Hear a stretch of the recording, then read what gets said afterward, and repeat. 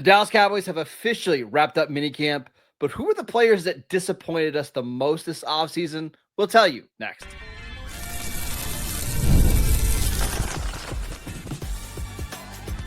You are Locked On Cowboys, your daily Dallas Cowboys podcast.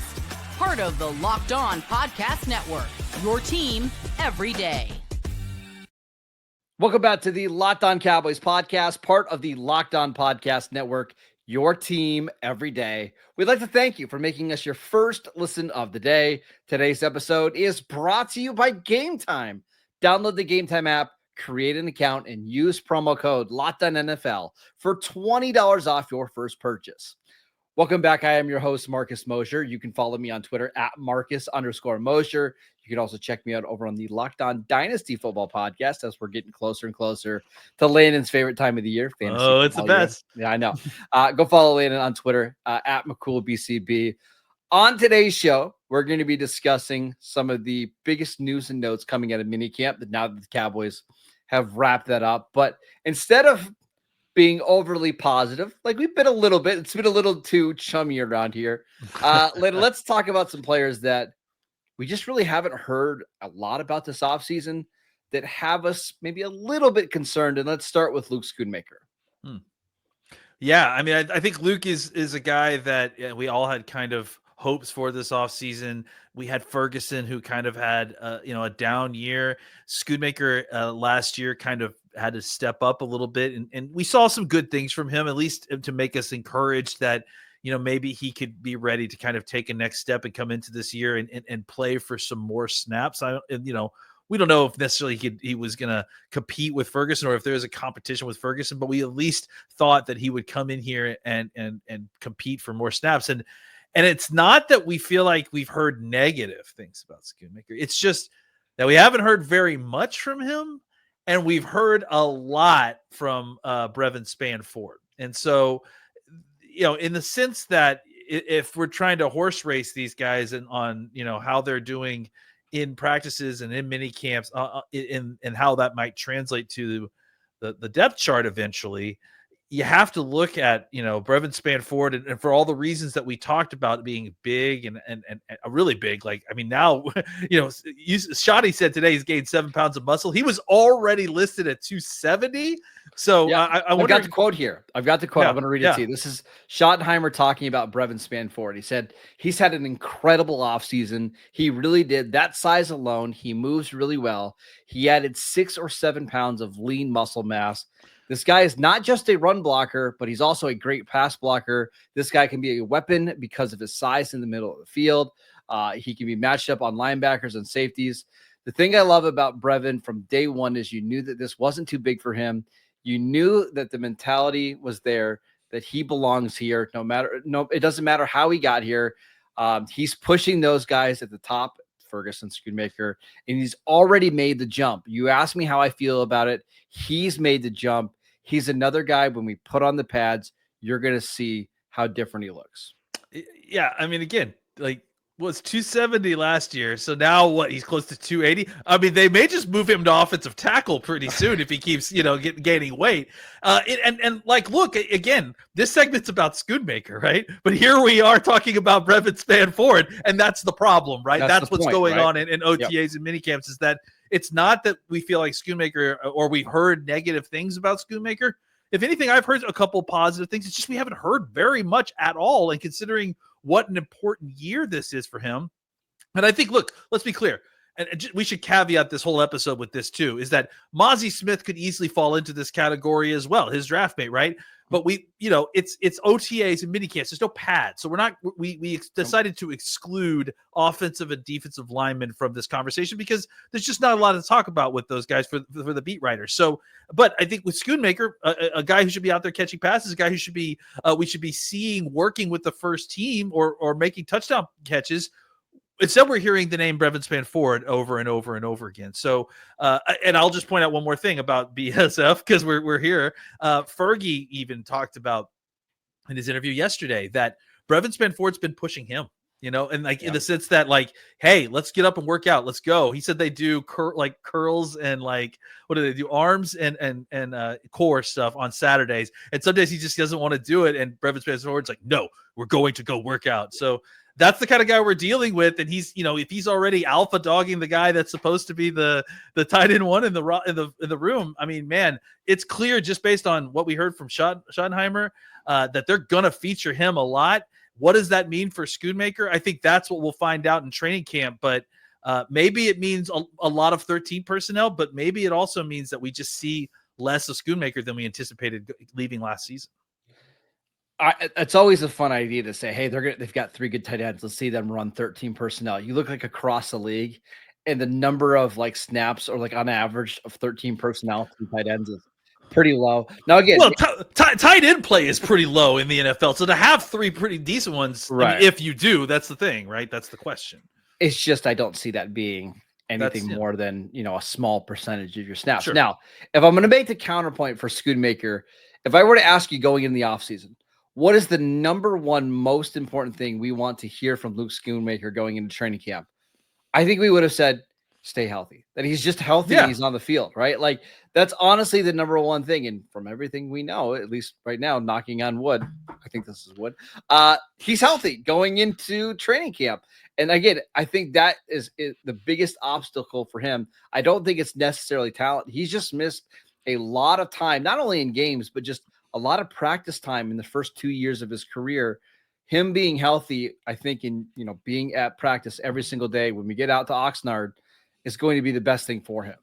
Yeah, absolutely. And the devil's advocate argument here is that just because Brevin Spann-Ford is having a really great OTAs and minicamp, and Ferguson caught touchdowns because he's, clearly the guy that Dak likes to throw the football to the most currently, that doesn't mean that Schoonmaker's having a bad offseason or that he didn't have a good offseason. We just don't know right now. It's incomplete information. But I will say that, in the horse race of it all, in the, showing out for his coaches, it does really seem like Brevin Spann-Ford has taken a step up into the competition where, and you're not hearing Schoonmaker's name mentioned. No, I don't think Brevin Spann-Ford is going to be the day one starter at tight end. I made that clear all offseason. Yeah. I think the thing is, will the second tight end off the bench and, in 12 personnel, will that be Schoonmaker or will that be Brevin Spann-Ford? I don't know that we can say for sure it's going to be one of those guys or which one it's going to be, but I think Brevin Spann-Ford has gained a lot of ground in that area. Yeah, and let's also remember that, just because we're hearing a lot of positive Brevin Spann-Ford news, we're hearing the Ferguson is catching touchdowns, that doesn't mean that Schoonmaker had a negative offseason or a bad offseason. It just means that, in the grand scheme of the kind of horse race of pecking order, it looks like Brevin Spann-Ford has, moved up into a spot where he could potentially be taking similar number of snaps, if not more snaps than Schoonmaker. And I think that, it's also partly because he's a physically unique player, right? And I think that allows him or may require him to be out there at times when even Ferguson won't be out there because they just want a bigger body out there to be a better run blocker or pass blocker or whatever the need is for that particular snap. All right, let's talk about a second-year receiver that we literally just haven't heard anything about this offseason. Let's talk about Ryan Flournoy next. This episode is brought to you by Gametime. There's nothing like the NBA playoffs, the intensity, the buzzer beaters, the fans losing their minds. It's the kind of atmosphere you must experience live. And this year's matchups has already been delivering. If you want in, Gametime makes it fast and easy to get seats, even for the biggest playoff games. And prices on the app actually go down the closer that it gets to tip-off. And with killer last-minute deals, panoramic seat views, and no surprise fees, Gametime is a total game changer. I love that I can see my exact seats in the app before I buy, so there's absolutely no surprises. The app makes it ridiculously simple. 2 taps and I am done.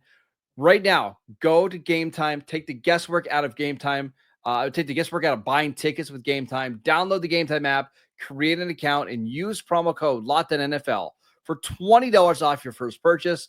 Terms apply. Again, create an account, redeem promo code LOCKEDONNFL for $20 off. Download the Gametime app today. Last minute tickets, lowest price guaranteed. Welcome back to the Locked On Cowboys podcast. We'd like to thank you for making us your first listen of the day. We are discussing 3 players who maybe underwhelmed a little bit in OTAs and minicamps now that they've officially wrapped up. And let's talk about Ryan Flournoy, the 6th-round pick from last year's draft, who the Cowboys took a chance on, a fantastic athlete. Lane, I think I was telling you pre-show, if a Ryan Flournoy breakout season was going to happen, it sure seems like we would have heard about it by now. Yeah, I mean, I think there's a couple things here that like, really scare you if you've got dynasty stock in Ryan Flournoy, or if you're how about you giving out dynasty football advice? This is great. I'm not giving dynasty football advice. This is terrible. I shouldn't have said anything.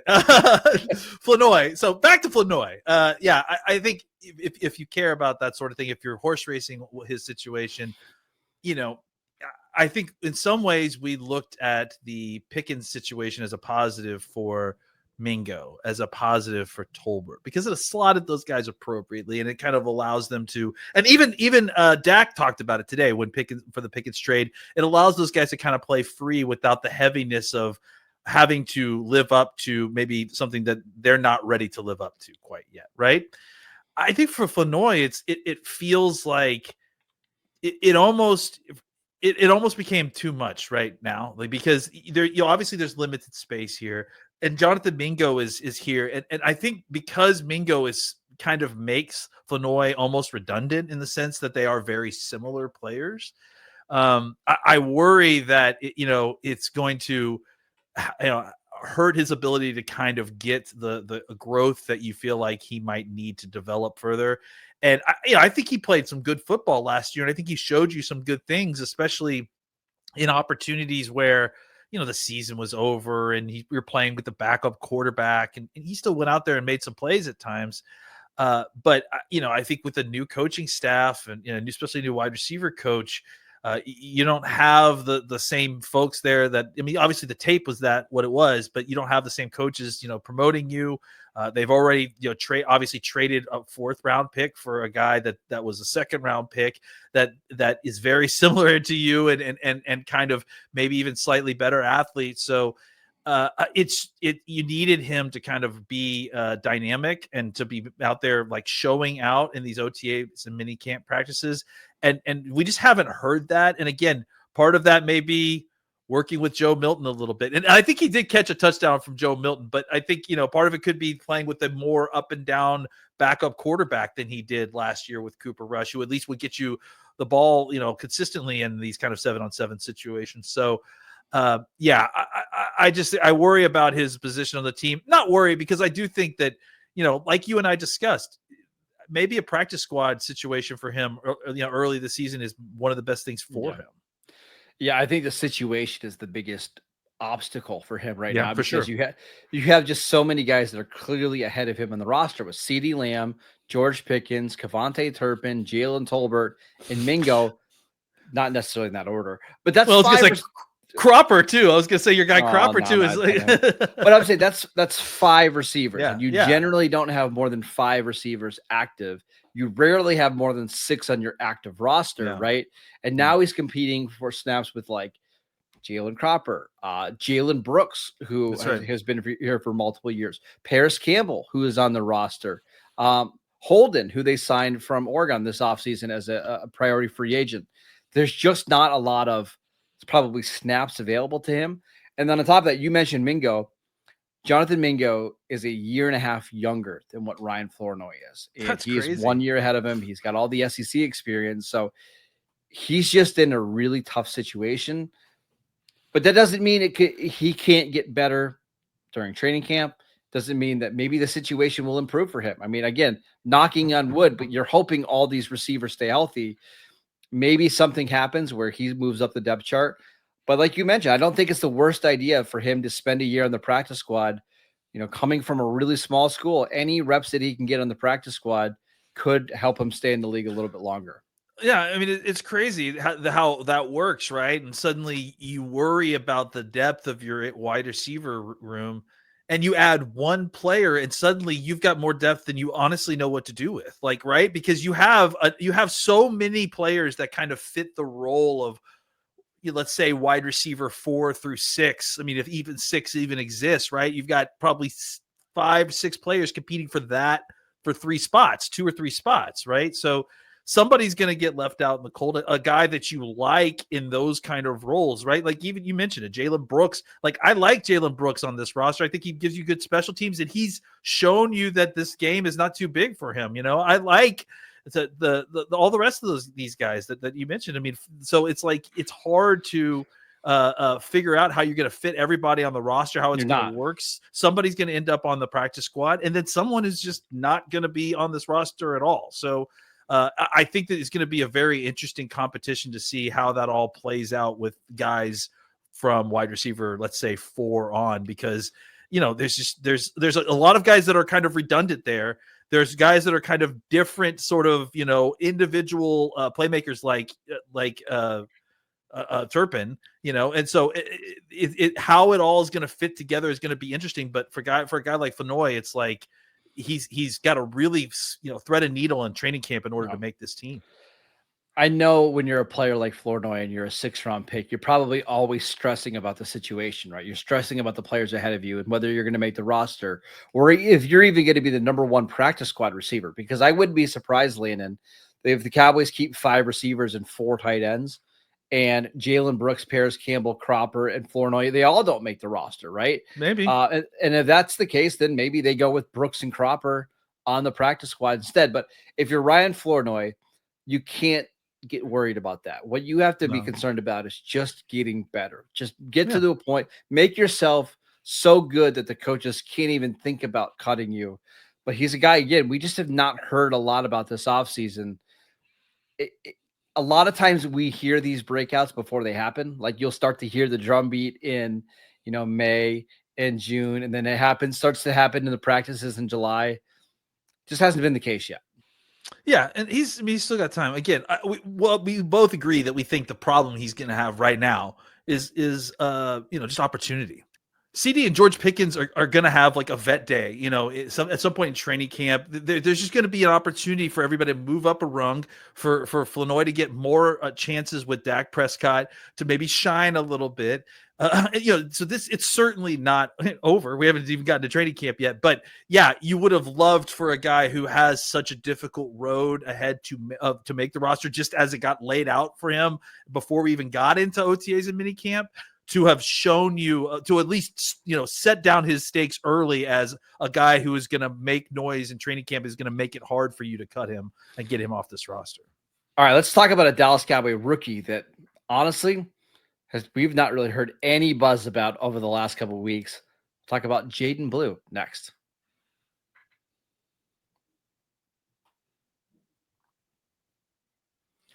Welcome back to the Locked On Cowboys podcast. We'd like to thank you for making us your first listen of the day.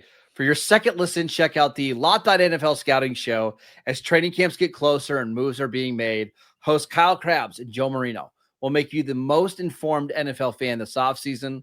Find Locked On NFL Scouting on YouTube or wherever you get your podcasts. All right, Lena, let's talk about Jaden Blue, who we just have not heard a lot about this offseason. I know there's a lot of expectations that he's going to have a big role this year, but it hasn't been great.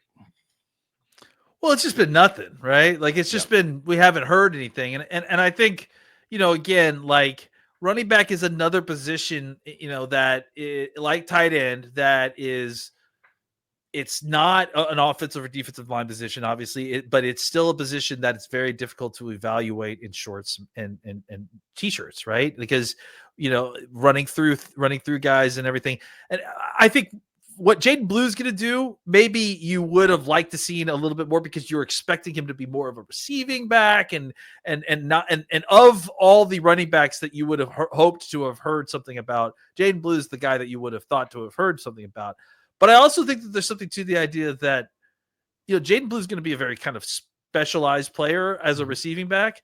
I wonder if they're just kind of holding some of that stuff close to their chest and not wanting to show it off necessarily, or at least not wanting to show off Jaden Blue doing some of that stuff. So I'm certainly not discouraged yet, and also because he's a rookie, I mean, and he's just kind of head spinning a little bit. So Probably. But I think it would have been nice, especially because you do have big expectations for him coming into the season. It would have been nice just to get any kind of news about him. And in fact, we haven't. It's been all about, hey, Miles Sanders looks like he's been pretty good. Javonte Williams feels healthier. I mean, really, that's all the running back news we've gotten. Almost nothing on Phil Maffa. A little bit of Deuce Vaughn being cross-trained at wide receiver. This feels like 2024 all over again. But it seems like for the most part, the running back position as a whole, we just have not heard a lot about from camp. Yeah. And, again, like I think that a lot of it may be that they're doing a lot of install stuff, I imagine, right? Because they're learning. I mean, you have to imagine that, in the run game, like that's probably the area where the offensive playbook is changing the most, right? Probably. Or at least, the focus on technique and like, what is being expected of is going to be honed in a little bit more on the types of schemes and plans that you're going to be playing in the season, more moving more to a gap and man system, right?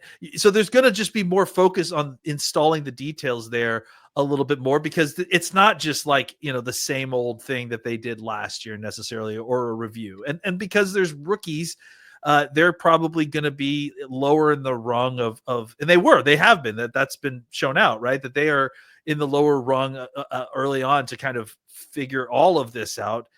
So it's just tougher in the run game, I think, to kind of judge these guys. But however, saying that, like I said, and like you were pointing out, Jaden Blue is going to be used a lot, mostly as a receiving back, you would imagine. So this was an opportunity for him to kind of, show something out there. And you're right, we did not hear very much. You would think fast guys would look really good in shirts. Exactly. And I'm not saying that he hasn't looked good. I'm just saying we haven't really heard whether he's looked good or bad. That's the only point I wanted to make.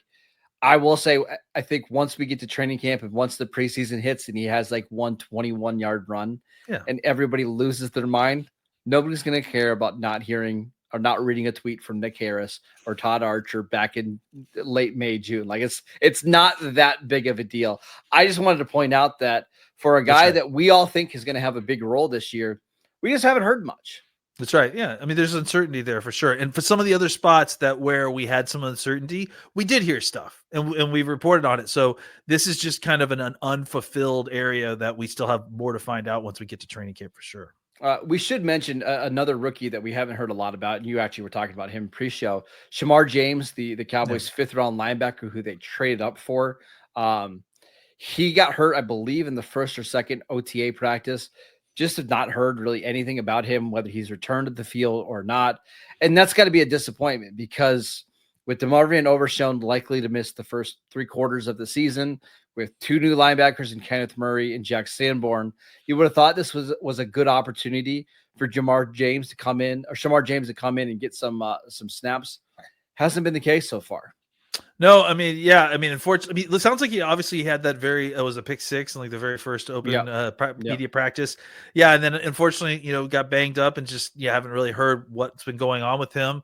And obviously he still continues to have an opportunity, but I also think that, it points to, what we heard from Clark, and obviously Clark got an opportunity to kind of get in there, and it sounds like he's been mixing things up. So if Damone Clark gets in there and takes over that spot, and that gives Shemar James another kind of season, or maybe not even that long, like a half season, to kind of get into the flow of things a little bit.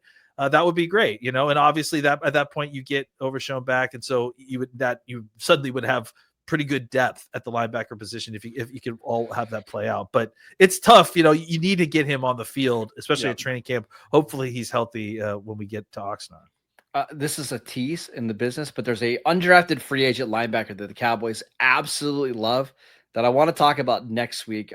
There's a couple undrafted free agents that the Cowboys went out and got this offseason that we just haven't talked about enough.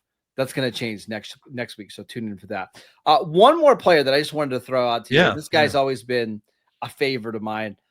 Markquese Bell was, I think, PFF's number 1 rated linebacker for like half a season in 2023. Moves back to safety, hardly played at all last year.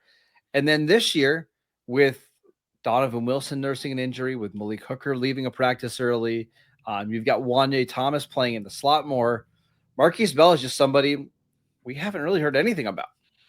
Yeah, and I wonder if that's more just about like the folks with the eyes not having the kind of subtlety to understand like good safety play, which is, look, I mean, it's difficult, right? So I mean, I think but you're right. Like, we just haven't heard anything about it. And listen, is a guy that the Cowboys, specifically went out and re-signed, right? They obviously love him. They've talked nothing but positive things about him. So, a guy that I think that there's expectations for, especially as this starting safety pair gets older and older.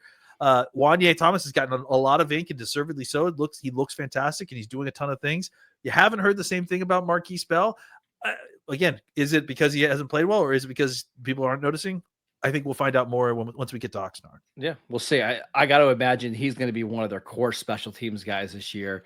CJ Goodwin working out at wide receiver this year. That was interesting, yeah, to hear for sure. I mean, they feel like they've done that before, haven't they? Or didn't he play wide receiver at some point? I mean, they've moved him back and forth. He doesn't factor into corner or receiver, so it doesn't really matter. He's just there to help run practice. That's basically it.